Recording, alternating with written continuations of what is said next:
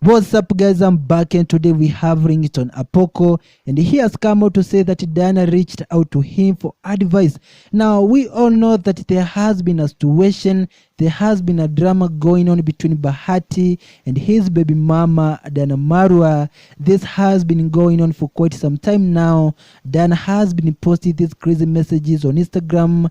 She posted the black rose few days ago. She also posted another message talking about betrayal, and the reports do say that Bahati might have cheated, and that's why she has been acting crazy. So now Ringtone has come out to say something about this.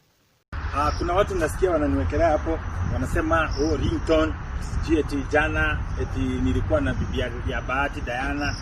Mimi nataka tu niseme ukweli ni kwamba Diana alinitafuta for advice na nikamwambia arudi kwa Bahati.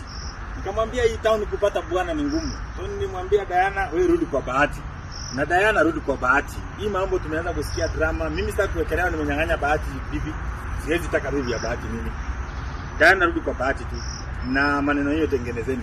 Kupata bwana ni ngumu, kupata bibi ni ngumu. Mimi hata naona mimi niko na pesa na nimekosa tu. Ni Yesu tu ndio niko na yeye. So Diana rudi kwa Bahati na msolve mambo yenu.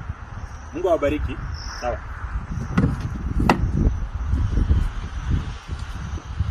So you can see Ringtone right there says Diana reached out to him for advice and he simply told her to go back to Bahati because finding husband is kind of difficult, especially in Nairobi. So what do you guys think? Is Ringtone being genuine or he wants to be in this situation? Because we know you, Ringtone, you like attention too much.